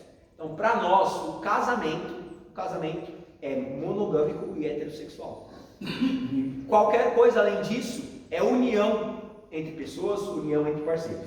Algo que a gente fala, nós não pregamos contra pessoas, nós pregamos contra ideias. Não estamos aqui para acusar a pessoa, expor, envergonhar. Não, a gente a liberdade de expressão está para todos os lados. Agora, como diz o Eliseu Rodrigues, né? Os milicrentes, né, que são os militantes crentes, eles contra os crentes também, eles querem nos coagir como se nós não pudéssemos falar nada. Muito antes dele nascer, este princípio já era princípio. O mundo foi feito com base em princípios. Deixa eu ver se foi no ponto de baixo. Então, houve uma revolta pessoal dos cristãos, porque eles viram que algo contra a palavra, com a sutileza de desestruturar aquilo que foi unido pelo Senhor. Então, nós ainda permanecemos nesse mesmo princípio. Quando Jesus afirma que Deus fez macho e fêmea, então apenas dois sexos, apenas pessoas com sexos opostos se atraem e podem constituir uma família, darão continuidade à descendência e vida. Perfeito. Esse é o ponto 1, falando sobre essa forma mais jurídica. Alguma pergunta? Agora, com essas novas leis que sempre estão vindo, né, se fala em STJ, STF, esse novo governo que quer, novo não, né, o antigo governo que quer entrar de novo, agora, quando a gente lê a cartilha, a gente vê o que eles estão se preparando, que isso já é terrível, que nós vivemos, estão querendo agora colocar pais querendo casar com filhos, se eles tiverem vontade de querer casar com a filha, eles vão ter essa liberdade de querer casar. Então a gente vê que só está piorando a situação e muitos querem fechar os olhos, ouvidos para isso e achar que é normal, e isso não é normal. E a gente vê que só está piorando. Então essa é um outro desejo diabólico do diabo para destruir a família de pai que quer casar com o filho. Isso vai contra a palavra de uma forma muito clara. Levítico 18, então os irmãos que fizeram a leitura viram lá sobre não descobrir a nudez do pai, a nudez da mãe, da irmã. Tem locais que legalmente, não vou entrar nesse assunto não, mas enfim, dentro daquele contexto lá fala até mesmo sobre o enteado se casar com a madrasta. Isso em Levítico como princípio do Senhor que não deveria acontecer. Aí chega lá em Coríntios, o que estava acontecendo? Todo mundo sabia e ninguém se posicionava. Vocês sabem o que estava acontecendo, né? Vocês entenderam? É a mesma coisa, tá? Tava um relacionamento de enteado com madrasta e era aceito pela igreja. E aí Paulo falou, o que é isso? Pega esse sujeito aí e manda ele para fora. Então, a gente sabe, né? Que existe a disciplina, mas tem casos que não... como a gente falou, né, no estudo sobre o batismo, a disciplina é um ato de amor para a pessoa e para a igreja, porque se existem maus que, se não for cortado pela raiz, influencia os demais, apodrece os frutos. Então tira o fruto podre e vai, porque a palavra é o nosso manual de regra de fé e prática. Promete seguir a Bíblia como regra de fé e prática? Prometo. Não faça. Não, Senhor, aí é julgo pôr sobre mim. Você não prometeu. Não, mas assim, né? De maneira nenhuma. A Bíblia, ela não é apenas um livro de mandamentos, ela é um livro de princípios. Se nós entendermos os princípios da palavra, nós viveremos os mandamentos sem nos tornar legalistas, porque a gente vai viver por princípios. Então isso é o que é visto, válido e aceito pelo Senhor. Mais alguma? Nessa posição do que ela está falando de leis, tudo, né? Tem coisas que a gente ora, mas a gente sabe que a gente ora porque a gente não quer que aconteça, mas tem coisa que vai acontecer porque vai vir a perseguição contra a igreja, né? Então eu acho que a perseguição maior contra a igreja vai ser isso hoje, porque na realidade, como a gente estava conversando, na igreja, geralmente por conta você homossexualismo é como uma questão de uma imoralidade mais visível, todo mundo já sabe, poxa, aquele casal é homossexual, né? Às vezes a gente olha com uma certa diferença, mas na igreja tem assassino, na igreja tem pedófilo, na igreja tem ladrão, né? Tem muita coisa assim, porque é composto de pessoas, né, de pecadores. Né? E assim, a nossa visão, ela tem que ser de acolhedora, acolher essas pessoas para transformar pela palavra, né? Pela renovação do nosso entendimento, que a gente vai trazer isso. Só que o que vai acontecer, eu acho que por conta das leis, essas leis que o próprio diabo está disseminando lá no STF, lá onde eles resolvem essas coisas, é onde vai vir um ataque contra a igreja, porque a partir do momento que você vai, vamos supor, o pastor impor algo sobre a igreja dentro da palavra que vai contra o que é lei hoje, eu acho que onde vai vir um embate para querer fechar as portas da igreja, né? A gente tem que intensificar na oração. Mas já está acontecendo. Já está. Você não pode falar em qualquer lugar contra casal, gente gay ou qualquer coisa, você vai responder, você vai na delegacia, é perigoso você até ficar lá, se não pagar uma fiança. E a gente estava comentando ontem, né, que existem assuntos que a gente não pode tratar do lado de fora pelo posicionamento das pessoas de fora, elas vão se sentir afrontadas. Se veio para cá, onde tem lei, vai ter que ouvir. É o que Deus quer, é o que a Bíblia quer, não é pensamento humano, é Deus dizendo. Então, obviamente que a gente não vai ser agressivo, como falou. É homossexual, entrou dentro da igreja. Nossa, olha só, é uma alma. É o templo do Espírito Santo. Está sujo, está impuro, mas é templo. Se ele for limpo, ele vai ser consagrado pelo Senhor. Então, a gente tem que amar as almas, não ficar olhando para as pessoas. E nosso coração aquela palavra que eu usei, nosso coração ele é preconceituoso. Nosso coração é preconceituoso. Porque a gente olha e fala, não, essa pessoa não. Qualquer motivo, mais um exemplo. Pedófilo, ladrão, assassino, estelionatário, roubador, mentiroso, fofoqueiro. É tudo pecado. Tudo condenável pelo Senhor. Aí por aquilo que a gente vê, a gente fala, não, isso daí não.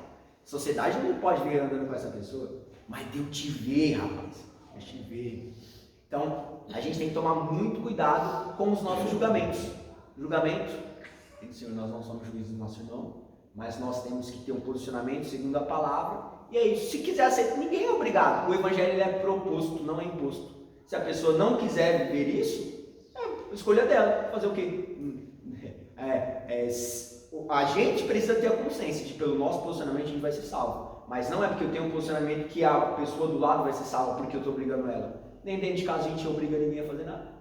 Então, tem leis, mas é isso. O meu pecado não é menor nem maior que o meu. Sim, não existe pecadinho pecadão, né? Não existe pecadinho pecadão. Então a gente tem que ter amor às almas para que elas se convertam e sejam mudadas. Agora, vou ler isso aqui que tem uma palavra difícil. Bom, lê pra gente, galera. Quer ler? Lê aí, por favor. 2. Sexualidade não binária. Uma pessoa não binária é aquela que se percebe como pertencendo a um único gênero. Nesse aspecto, ela acredita que a expressão de gênero não se limita ao sexo masculino e feminino. Esta pessoa é genderqueer, é isso? Assim, uma pessoa não binária pode achar que não é homem ou mulher. Nesse caso, teria uma ausência de gênero, ou ainda pode achar que é as duas coisas ao mesmo tempo. Isso significa que o mesmo, tendo o órgão genital de determinado sexo, não se reconhece dentro desse gênero. Evidentemente que isso contradiz a forma da expressão da sexualidade conforme revelada na Bíblia, Levítico 18. é também uma negação das leis biológicas, que definem os sexos masculino e feminino. Muito obrigado. Então, o não binário é aquele que é homem, se identifica como mulher, ou é aquele que é mulher e se identifica como homem, ou é homem e se identifica como homem, como mulher, ou é homem e não se identifica como nem homem nem mulher. Então, é isso. Porém, na sua mente, naturalmente, ele não está em cima do muro, ele já nasceu biologicamente. Isso não é coisa de crente, isso não é coisa de professor, isso não, é determinado por Deus.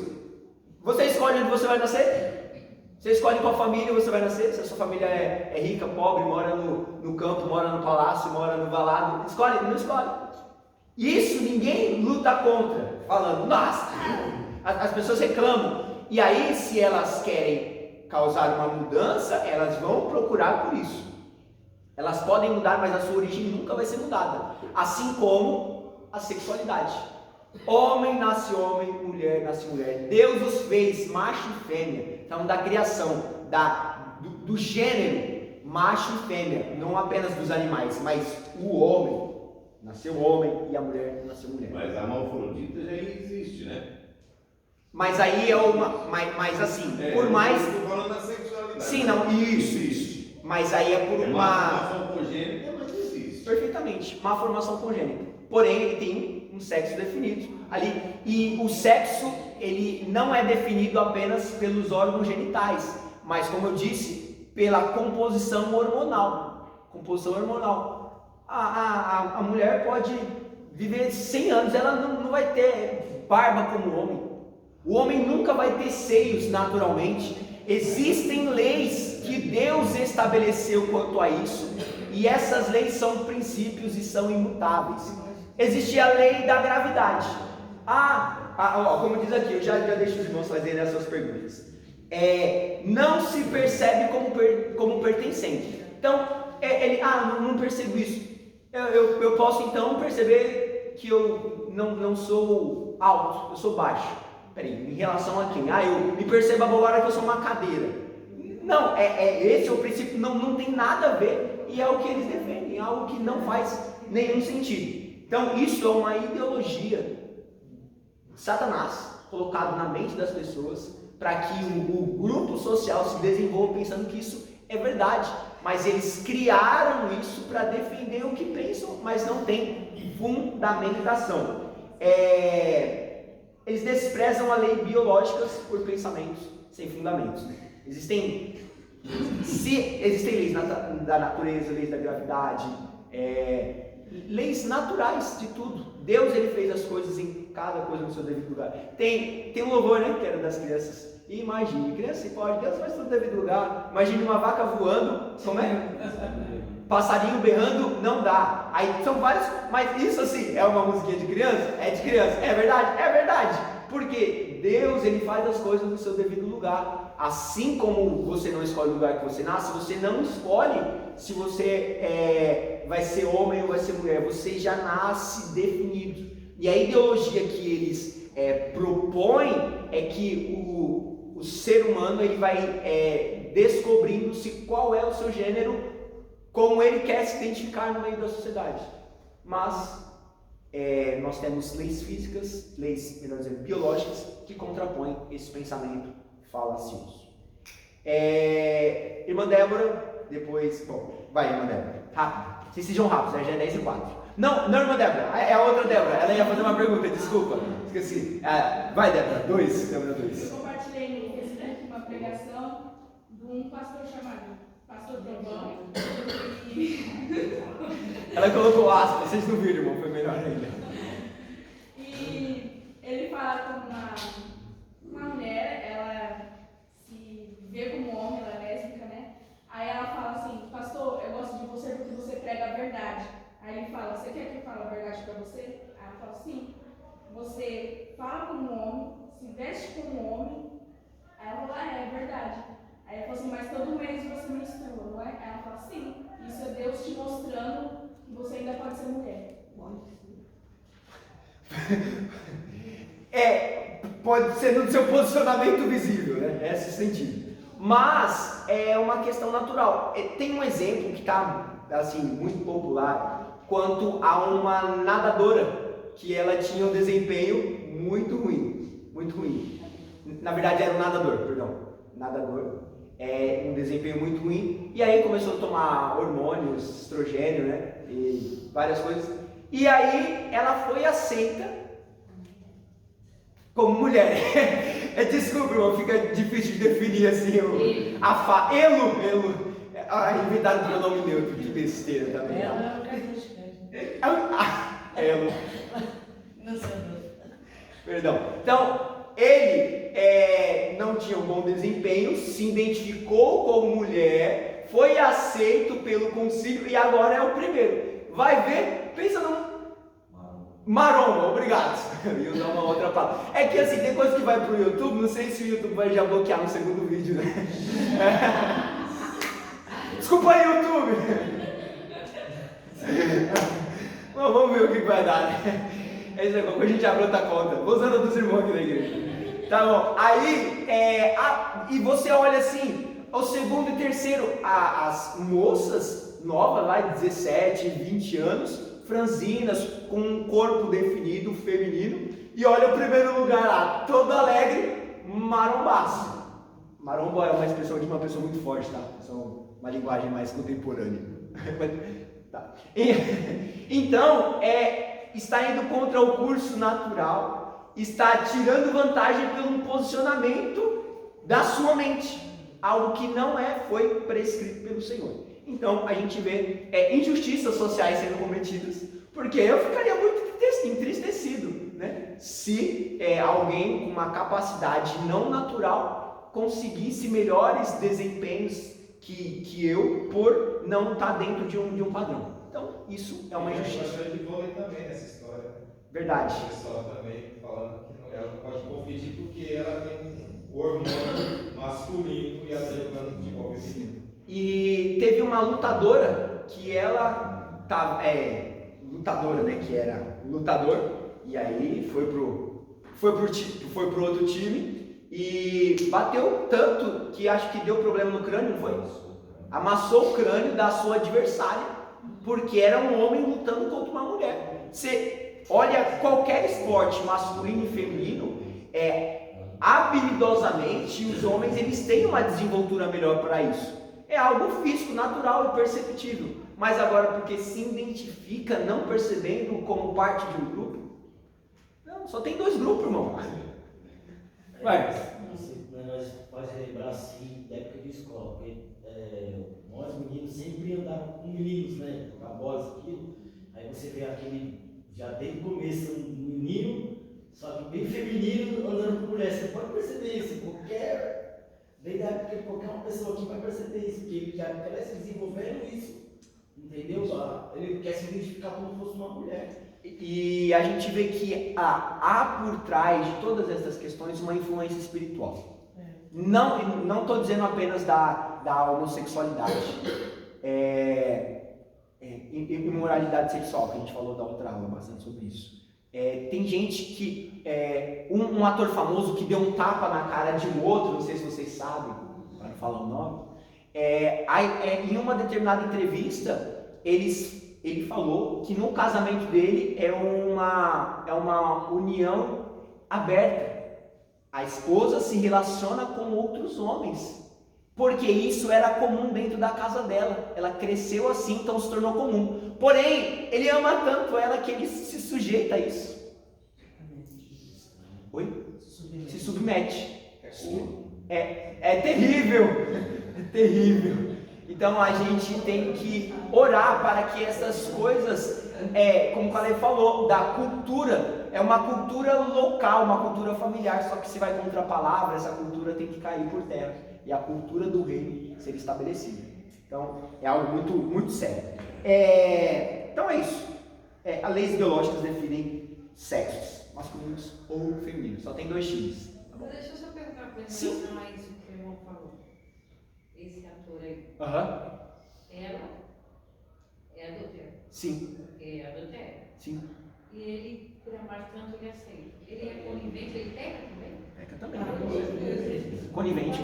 quanto a isso. Mesmo ele não traindo ela. Mas aí eu acho que é assim, um pouco difícil disso não acontecer. Não lembro se na entrevista ele se posicionou quanto a isso. Não, vamos supor. Tá, não, também. Porque o leito seja sem mácula. Se uma das partes está manchada, se eles não... há uma contaminação mútua ali. Há uma contaminação mútua. Então, o sexo é uma bênção. O sexo não foi criado pelo diabo. Foi algo estabelecido pelo Senhor para desfrutar dentro do casamento. Mas existem princípios para que isso aconteça. Porém, se algo disso é sujeito, a pessoa está mal. Porque também vê isso como naturalidade. No seu coração é aceito. O que é aceito no coração... Então, isso se torna diferente da pessoa perdoar o esposo ou o esposo perdoar o adultério. Calma aí. No caso, ele aceita. Isso que eu quero Ele dizer. sabe. Ele aceita. Eu não digo que é nenhuma traição isso aí. Vamos supor assim, é diferente, ele aceita. É diferente, por exemplo, assim, o casal, o marido trai a mulher trai o marido e ela perdoa ele. Mas aí, no caso, ela não sabia ou ele não sabia. Isso. Aí ela Sim. Não, Mas no porque caso ele dele, sabe, ele depois sabe ele que a mulher perdoa. se relaciona com outras pessoas. Não entra no caso do adultério, entra na situação da imoralidade sexual. É algo imoral. Então, se ele aceita isso, ele é tão imoral quanto ela. Permanência do ato, no caso. Permanência do ato, perfeitamente. Prostituição, né? Prostituição. Isso é um... Diferente de adulterar e não fazer mais. Isso mesmo, é diferente. Mas você vê que a destruição não é só ali no relacionamento entre o homem e a mulher. Você já vê a estrutura dos filhos, como que é Sim. a família. Teve a influência familiar, porque se era natural na casa que eu saí para a casa que eu vou, vai se estabelecer também? Não tem estrutura nenhuma. Então, Ele vai ser conformado, né? Conformados. No outro tem uma matéria sobre isso daí, mas é referente a outra situação. É uma mulher que ela não consegue dar atenção para o marido e arrumou para ele 3 mulheres, né? Ela arrumou 3 amigas para ficar com ele porque ela não consegue dar atenção para ele. Eu acho que ela tem tanto pensar, vamos dizer, na vida, eu vou colocar a minha posição, pensar na vida financeira. Entendeu? Ela não consegue, ela arrumou 3 mulheres, está na matéria do UOL, procurar no UOL lá, isso foi na sexta-feira. Ela arrumou 3 amigas, só que escolhas dela, não de escolha dele, escolha dela, escolheu 3 amigas para ficarem em casa para cuidar do marido. Olha a situação que a briga que arruma dentro de casa. Existe tanta nojeira, isso é só que a gente sabe. Irmão Valdir, leia por gentileza Levítico 18, 22 e 23. A gente vai ver só um pouquinho de nojeira. Com homem não te deitarás, como se fosse mulher. A abominação é. O 23. Não te deitarás com um animal, para que não te contaminares com ele. Nem a mulher se porá perante um animal, para juntar-se com ele. Confusão é. Está expressamente dizendo que a abominação é o homem se deitar com o homem, né, coabitar, e a mulher com a mulher. Houve um debate de uma pastora, chama Lana Holder, ela e um pastor chamado César Cavalcante, ela se posicionando dizendo que a prática que é abominável diante de Deus é quando pessoas do mesmo sexo se relacionam cultualmente. Se for por uma vida conjugal, não tem problema. Mas ela foi amassada, não tinha argumento. E o pior, né, pessoal, é que assim, os irmãos são novos na fé, alguns são novos, mas pensa numa mulher que pregava com autoridade. Acho que foi a primeira mulher a pregar nos Gideões Missionários. A primeira mulher e virou a cabeça dessa mulher. Mente cauterizada. Aí quem se batizou na igreja dela, assim, né? O batismo deles, né? Esse batismo não é banho, o batismo considerado banho. Tammy Gretchen saiu e deu um selinho na esposo, que eu não sei se é esposo ou esposo. No esposo. Então, não é igreja, não é batismo, não é pastor, não é membro, não é ovelha, não é discípulo. Ainda a nomenclatura de igreja é inclusiva. Inclusiva. O evangelho é inclusivo. Ele pega os pecadores sujos, limpa eles e põe no céu, no lugar de glória. Mas essa inclusão que está sendo pregada aí, tá, vinde como estáis e permaneça. Nem Jesus julgou. Julgou sim, pô, vai, não peques mais. Eu sei que tu pecou. Eu sei que você pecou, mas não faz mais isso. Todo mundo já te ido embora, então. Quando você está cara a cara com a pessoa, às vezes você pode ser um pouquinho mais duro. A gente às vezes é duro publicamente, isso não é bom. Então, devia ter sentado a pessoa falar, e aí? Porque de uma forma pública, nem todo mundo está com o coração quebrantado para receber a repreensão e pode se ofender e não voltar mais. Então, assim, tem o jeito de aplicar a palavra. Sim, o jeito de aplicar a palavra. Sempre em amor. Jesus falou aquilo com amor. Terrível. A samaritana, ele falou assim, ó, já tiveste 4 maridos, o que está agora não é teu. Foi em amor? Isso foi em amor. Escancarou o pecado dela, escancarou. Mas quem estava ali, faz os dois.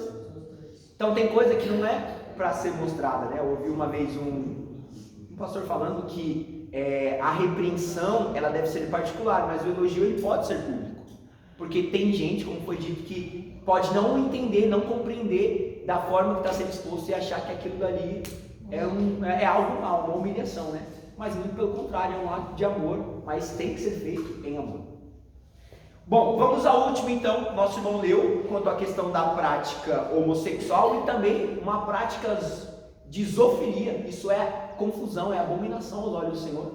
A mulher se deitar com o animal, o homem se deitar com o animal é algo perverso, é algo contaminável, é algo abominável pelo Senhor. Todo pecado não confessado e arrependido é passível de condenação. Então, todo esse pecado, ele está só nos sentimentos, né? Sim. Só por sentimentos. Tudo que é o sentimento, a questão da intenção, a intenção vai preceder a ação. Então, por mais que a pessoa, um exemplo, existem pessoas que foram libertas do mundo do homossexualismo, mas elas são atacadas com os pensamentos das suas velhas práticas. E ontem o pastor falou sobre isso. Ele falou assim, ó, já queimou, abandonou, mas o sentimento acaba vindo com o mesmo. O que é isso? Uma sutileza do diabo para que essa pessoa volte novamente ao jugo da servidão. Então, Deus ele condena a intenção e a ação. Porém, antes da consumação do ato, Deus abre uma porta de escape. Ele não permite que nós sejamos tentados além daquilo que nós possamos. A gente peca porque quer. A gente peca porque quer. Porque se não fosse... mas eu falei palavrão sem querer. Ficou ouvindo filme com um monte de palavrão. Tá indo para onde isso? Para as paredes? Não, seu coração. A boca fala do que o coração está cheio. Mas mirou demais. Depois você podia ter ido embora antes de ter iniciado a discussão. Teve uma porta de escape, você não vigiou. Então, né? Então é para andar não por sentimento, é para andar com convicção, né? Isso, por isso que a Bíblia diz que nós devemos andar em espírito e não cumprireis as concupiscências da carne. Se eu sou direcionado pelo Espírito de Deus, eu não vou fazer aquilo que minha carne quer.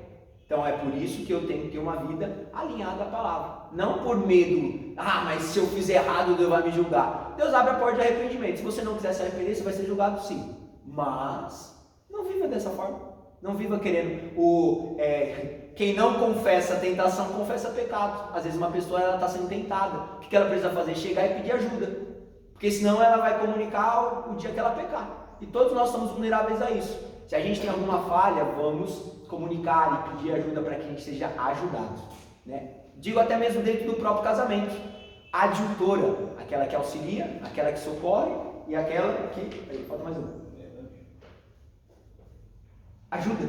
Então, se há algum problema que está falando sobre a família ou até mesmo o matrimônio, converse. A conversa, ela quebra muitos problemas, evita muitos problemas. Porque aí a pessoa compreende, tenta te ajudar. Nem todo mundo sempre está no dia bom. Vem o dia mal para todo mundo, mas a gente tem que entender o quê? Que a gente precisa se posicionar da forma correta, como diz a palavra. Comunicar as vossas necessidades aos santos. Então, isso.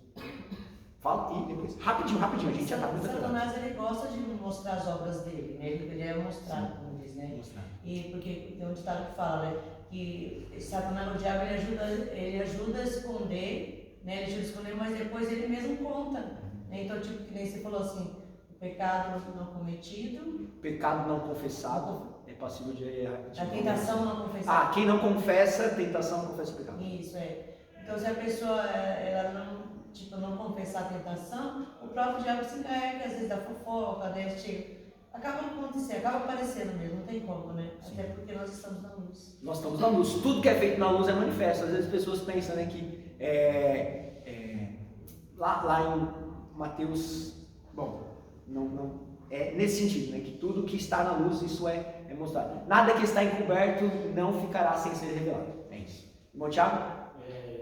Nós viemos falando de família, só que família sempre entre casais, só que também tem famílias que nós criamos aqui dentro também do ministério, né? Porque por mais do fato que nós falamos que nós somos a noiva e Cristo é o noivo, então nós estabelecemos uma família aqui também dentro do ministério. E isso também foi quando o presbítero William pregou esses dias, falando sobre, até mesmo que está tendo na casa, né? Ele, se não me engano, ele estava falando sobre, e na verdade, os irmãos, eu não pude falar com vocês como espirituais, mas como carnais, como meninos na fé, no entendimento. Entendeu? Quem é mais novo na fé, ele tem que ser ajudado por quem já é mais experiente, mas também tem uma vida com Deus. Por ser uma família, nós devemos ajudar esses não convertidos, ou também quem não entra, quem também já está caminhando, já faz uns dias também, por ser uma família, né? Isso, porque a gente falou, né, no princípio, que a igreja, ela é a família de Deus. Então a igreja é a única instituição que fala em nome de Deus. Se a igreja vai ensinar famílias, ela primeiro precisa ser uma família. E a gente vai entrar nesse ponto agora. Mas, perfeitamente, a igreja de Deus, ela é uma família e a gente precisa estar envolvido quanto a isso. O último ponto, vai ser bem rápido. Princípios bíblicos para uma família sólida. O papel dos pais. Os pais têm um papel preponderante, muito importante na base da formação familiar. Isso significa que os pais têm a missão de transmitir valores a seus filhos. A educação dos filhos, portanto, deve tomar como princípios os valores ensinados pela palavra de Deus, a Bíblia. Então vamos, irmã Débora Monteiro, por gentileza, Deuteronômio capítulo 6, versículos 6, 7 e 12. Que todas essas palavras que hoje te ordeno estejam em teu coração. Tu ensinarás com todo zelo e perseverança a teus filhos. Conversarás sobre as Escrituras quando estiveres sentado em tua casa, quando estiveres andando pelo caminho, ao deitar-te e ao levantar-te. O 12 fica atento, pois a tua própria pessoa não te esqueça de Deus, que te fez sair da terra do Egito, da casa da escravidão. Amém. Muito obrigado. A obrigação de ensinar os filhos é dos pais, não é da igreja. A igreja auxilia na instrução dos pais na instrução dos filhos, ajudando os pais. Porém, a igreja ela vai apresentar, expor os princípios bíblicos, os princípios de ensino, e se os pais quiserem incutir isso, colocar dentro da casa, eles vão ter que se posicionarem dentro das suas próprias casas. Às vezes tem coisa que já está fora dos padrões, e aí de repente chega, olha, eu aprendi na igreja que tem que ser assim, tira essa televisão, sai dessa amizade, aí você perdeu o filho. Porque tudo aquilo que é imposto de uma forma sem amor não é aceito. Existem coisas que propostas também sem amor não serão aceitas, porque nós vivemos em amor, né? Eu digo o amor, a forma de nós nos colocarmos no lugar de outra pessoa. Então, é difícil, mano, você vai ter que ter paciência, seu marido está fazendo isso, aquilo, mas, calma, Deus vai salvar. Não sabia que Deus ia salvar? Não sabia que Deus ia salvar. Não sabia que ia ser um processo que ia ser longo, difícil? Sim, Deus deu vitória, Por quê? Perseverança. A gente não vai mudar as coisas de um dia para o outro, da noite para o dia, do dia para a noite. Então a gente tem que ser paciente e, como o nosso irmão Tiago leu lá em 1 Pedro capítulo 1, pelo exemplo, ganhar. Tem filho que não se converte por causa do pai. Porque o pai na igreja é uma coisa, chega em casa, espragueja a mãe, espragueja a comida, espragueja o trabalho, espragueja o filho. Mau testemunho como? péssimo, péssimo. Ele e Judas estão de mão dada, porque não dão um bom testemunho. Então, tanto pai quanto a mãe, quanto filho, existem filhos que vêm sozinhos para a igreja, estão vindo para a igreja, mas dentro de casa, onde os pais não são crentes, não tem mudança nenhuma. O exemplo, como o Caleb sempre diz, né? A palavra convence, mas o exemplo arrasta. Sim. Não adianta a gente ficar aqui só falando. Não adianta eu estar aqui falando. Chegar em casa lá, fazer tudo ao contrário. Eu vou ser um hipócrita. E Jesus condena a hipocrisia. Né? Estava comentando esses dias que às vezes as pessoas falam, você é um fariseu.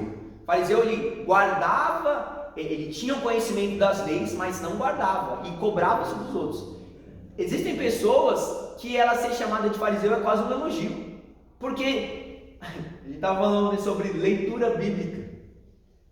A gente é ruim demais para ler, para orar, e aí a gente quer mudança, quer glória sem sacrifício. Para o sacerdote entrar no santo lugar, primeiramente ele tinha que passar pelo holocausto, pelo altar de bronze, onde o holocausto tinha que ser queimado por inteiro. Aí a gente fica vivendo em duplicidade, quer que Deus mova as águas dos céus quer o bônus? Viva o ônus. Então, existem essas coisas.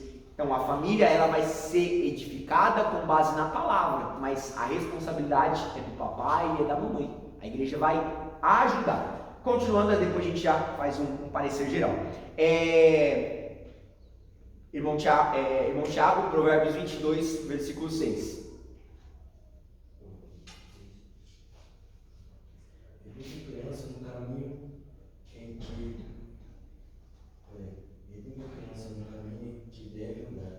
Até o fim da vida, não desviará dele. Amém. Caleb, por gentileza, Provérbios 1, 7, 9 ao 9. O temor do Senhor é o princípio da ciência. Os loucos desprezam a sabedoria e a instrução. Filho meu, ouve a instrução de teu pai, e não deixeis a doutrina da sua mãe, porque diadema de graça serão para a tua cabeça e colares para os teus pescoços. Amém. A instrução irá adornar a sua vida e isso será honroso para os pais. Por que eu digo que a igreja não tem a obrigação de ensinar o seu filho? Porque você está passando a responsabilidade que é sua para alguém. Da mesma forma que você passa para a igreja, você passa para o seu professor da escola, você passa para o amigo. Se qualquer pessoa puder ensinar o seu filho, mas não você, ele vai aprender o que é errado. Então, você tem que apresentar, transmitir os princípios da palavra. Tem muita casa de crente desestruturada porque não conhece a palavra.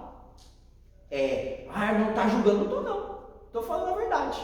Que isso, a gente não pode deixar a nossa geração ser assim. As gerações dos nossos pais, dos nossos antepassados, pode ter vivido isso, pode ter vivido. Assim como alguns da nossa geração vão viver, mas se nós temos a oportunidade de aprender a palavra simples, genuinamente, que a gente venha pôr em prática para não viver aquilo que é errado, sabendo as nossas obrigações, sabendo qual é o papel. A crise atual da família é uma crise de valores. Vê um filho que é emo, vê outro que é roqueiro e outro é pagodeiro. Qual a identidade dessa família? Eclético. Perfeito! Você vai falar igual o Pablo, né? Que eu sou muito epilética. Pode falar. No meu caso, assim, quando eu perdi minha mãe muito cedo, né? Então, para mim ter um aprendizado, eu tive que aprender completamente no mundo. Eu tive muito exemplo de pai e mãe. Meu pai, completamente, ele foi me conhecer agora. Deus que eu tive minha filha, né? Me conhecer assim um pouco. Sim, verdade. Então eu tive que ter um conhecimento muito, mas Deus vai ter que fazer todo esse projeto, mesmo não conhecendo a Cristo. Só que por você, conhecimento de ser humilde, compartilhamento, ter um amor pelo próximo, foi tudo na base, completamente da raça, entendeu? Porque a vida te ensinou. A vida me ensinou a ser desse jeito, só que observando também como ser, como falar, porque nós que, de uma classe bem baixa, eu que vim de uma situação de favela e tal, eu tive que saber me expor, falar com pessoas que são da favela, poder falar com umas pessoas que são de alta classe porque trabalham na rua. Então é muito bem diferente de ser humilde, de falar com pessoas, de poder se comunicar, de poder compartilhar, porque tem crianças hoje em dia que não sabem o que é isso, é humildade, por fato da criação dela, entendeu? Dos pais. Porque se ela chegar na frente sem humildade, ela não chega em lugar nenhum, entendeu? Ainda mais sem ter uma base. E acaba entrando a soberba, e o que a Bíblia diz, que a soberba, o orgulho precede a queda, precede a ruína. Então, se os pais não tomarem a palavra como base principal da instrução familiar, vai vir destruição para os seus descendentes. E o que eu acho muito interessante sobre tudo que foi falado, esses 3 versículos, para transmitir a palavra sentado e quando estivesse andando pelo caminho. Provérbios 22:6, né? Educa o menino, educa a criança no caminho. Então assim, pai, não é olha lá, filho, você tem que ir para a igreja mesmo, isso é bom, vai lá, pelo menos você não vai estar no... Não, filhão, põe a roupa que hoje a gente vai para o culto. Ah, mas eu não quero. Não, a gente está junto nesse caminho, porque o melhor amigo do filho tem que ser o pai, tem que ser a mãe. Pode ter... Bom, ainda bem que o pastor já falou bastante coisa disso, né? Mas o que a sua mãe não pode saber, não faça. O que o seu pai não sabe, não faça, porque você não está no caminho que ele está te projetando. Só que tem pai, tem mãe, que muito pelo contrário, ao invés de instruir conforme a palavra, fala, não, ele vai aprender com a vida, é cabeça dura. Ensina, tem a oportunidade. O pai, enquanto estiver dentro da sua casa, você é responsável por ele, você cria ele. Meu filho já saiu, mas você é responsável espiritualmente pelo seu filho. Mesmo se ele não estiver dentro da sua casa, ele vai continuar sendo seu filho. Filho não deixa de ser filho, e mãe não deixa de ser mãe, e pai não deixa de ser pai. Nunca, nunca. Embora haja, o irmão sente que houve um sofrimento desnecessário por não ter uma família solidificada, não, Tiago? Você quer isso para sua filha? Você quer uma situação de aprendizado com a vida para ela, ou você prefere ensinar ela? Essa é assim com Deus. Deus, ele quer que nós transmitimos os valores, não que outras pessoas, outras culturas venham influenciar. Então, há uma crise de valores no meio da família, onde a desestruturação familiar, a ausência de valores predomina. Como eu disse, não tem mais valor, o que é princípio, certo e errado, não, filhão, você que escolhe o que você quer, se você quer ser um genderqueer, se você quer ser um menino, uma menina, se você quer ser os dois, ou se você não quer ser nenhum. Não. E a gente fala sobre isso porque são princípios morais. Princípios morais. Nesse aspecto, de forma alguma, os pais falharam em transmitir ou incutir na formação dos filhos aquilo que definiria como verdadeiros cidadãos dos céus. Então, como eu disse, você pode estar criando o seu filho para ele ser bem-sucedido, ter uma boa empresa, o que for, mas primeiramente, cria ele para ser um cidadão do céu, um servo do Senhor, um homem de Deus, uma mulher de Deus. Isso é importante. No meio, isso é o mais importante de tudo, né? No meio dessa guerra cultural, na qual se procura a desconstrução da identidade, não dá para ser neutro. Então, não é, não, tá tudo certo, quando meu filho crescer ele decide o que faz. Então, você tem que ser posicional. Olha, aqui dentro da nossa casa, filho, é pequeno. O problema é que tem muito pai que não dá exemplo. Muito pai que não dá exemplo, aí o filho não vai ter exemplo nenhum. Existem alguns pastores, né, nacionais que eles têm um ministério muito voltado para a família e pergunta para eles, olha, o que mais te inspirou no seu pai a te obedecer ou seguir os caminhos de Deus? Ele falou assim, olha, o exemplo, a gente via eles orando, a gente via eles lendo a Bíblia, eles oravam com a gente, eles liam a Bíblia com a gente, eles nos ensinavam, eles verdadeiramente era aquilo que eles eram em cima do púlpito dentro da nossa casa. Foi falado ontem, né, como que eu posso exigir do meu filho aquilo que eu não faço? Eu vou fazer, aí eu exijo dele. Então, a gente vê assim a pluralidade de assuntos que a gente aborda na nossa aula, que é algo que, independente das idades, se é filho ou se é pai, estaria aprendendo. Poderia estar cheio, mas que a gente ore pelos nossos irmãos, para que Deus desperte isso nos seus corações. A gente sabe que existem pessoas que trabalham, mas a gente dá jeitinho para tudo. Acordou com dor de cabeça, você taca 50 gotas de dipirona, dor nas costas, 3 Dorflex e vai trabalhar. Para casa do Senhor, o tempo fechou, bem na hora que eu ia sair. Minha caminha está me chamando. Não, Então, a gente tem que ter esse posicionamento. Rapidamente, vou terminar e depois os irmãos fazem as perguntas e a gente finaliza.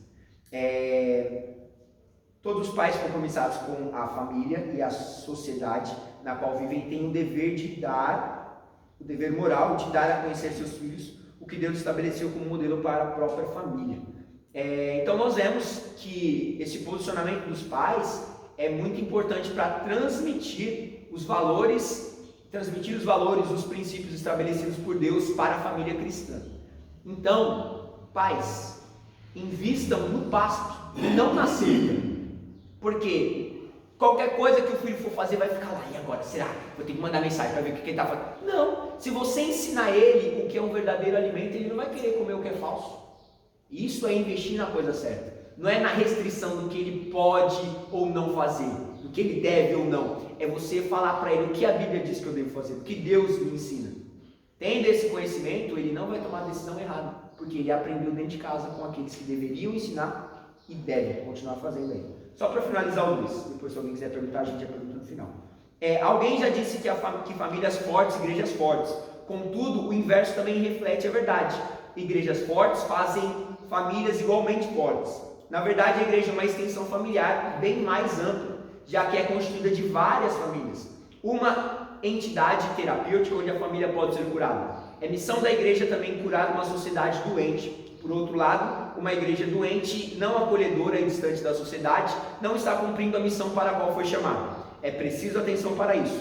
Uma família sadia tem na igreja uma forte base espiritual. A igreja faz parte da sua vida. Isso significa que uma família forte faz parte ativamente da igreja. Evidentemente que os filhos devem ser criados nesse contexto onde os valores cristãos são transmitidos. Então, a igreja, ela não é apenas uma instituição espiritual, mas ela é uma organização também social. E pelo posicionamento da igreja, a sociedade pode mudar. A igreja apresentando esses princípios divinos, a família com a ajuda do Espírito Santo e compromisso com a palavra, se alinha no posicionamento correto de cada indivíduo. Então, pela palavra, a igreja ensina o filho a ser filho. Pela palavra, a igreja ensina o pai a ser pai. Pela palavra, a igreja ensina a mãe a ser mãe. Mas quem é que vai fazer a diferença nisso? A decisão. Tudo é decisão. Você escolhe se você quer receber ou não, se você quer edificar sobre a rocha ou não. Então, a igreja transmitindo esses princípios vai tirar a pessoa da ignorância intelectual, tornando famílias fortes, que é solidificadas em Cristo. Se Cristo for a base, pode chover de prostitutos ao lado, mas sua família está em Cristo, isso não vai diferenciar nada. Muito pelo contrário, se você não influencia, você é influenciado. Então, você vai influenciando esses que estão ao redor e vai haver salvação. A igreja é um hospital onde trata pessoas enfermas pelo pecado, que isso muitas das vezes contamina a família e enfraquece. Onde há uma ruptura familiar, a família está enfraquecida. E aí o diabo vê uma porta, uma oportunidade, entra ali e começa a bagunçar tudo. Quantos casos a gente não conhece que era uma família estruturada, solidificada, mas deu lugar ao diabo? Que a Bíblia diz, vigiai e orai. A gente tem que orar muito, mas vigiar mais ainda.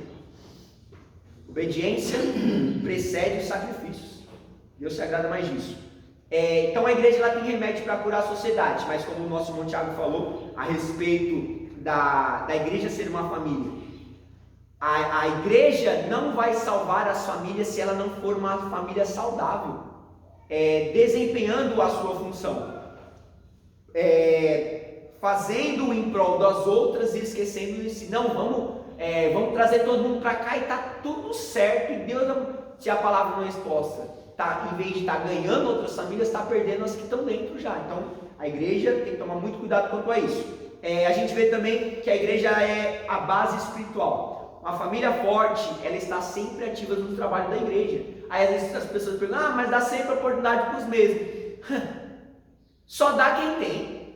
A pessoa vem escola bíblica, vem oração, vem consagração, vem tudo, está ativa na igreja. Vamos convidar o irmão, está fraquinho na fé, vamos dar uma força para ele, está matando o irmão. Então é os mesmos que vão ter, porque os mesmos se dispõem. Quer ser usado por Deus? Seja usado, sai da zona de conforto. Então a família, ela pode viver isso junto. O filho vai para a escolinha, a mãe vai para a consagração, o pai vai no evangelismo, mas não, aí vê o mesmo que está na rua, está dentro da igreja, está na casa, porque são os únicos que se dispõem. Deus, ele tem princípios para que nós possamos desenvolver a nossa estrutura familiar, porém a gente tem que entender isso e sermos o quê? Perseverantes na criação dos filhos, tendo o maior exemplo da perseverança que é Jesus. Seu filho não pode estar na igreja porque ele tem um cargo, tem uma obrigação com um grupo, tem uma responsabilidade. Não, seu filho tem que estar na igreja por causa de Jesus. O dia que ele perder o cargo, e se essa for a motivação dele, ele vai sair da igreja. Então ensina o seu filho a amar Jesus, ensine o seu filho quem é Deus e que ele possa ver Jesus na sua vida. Amém? É isso. Calma aí.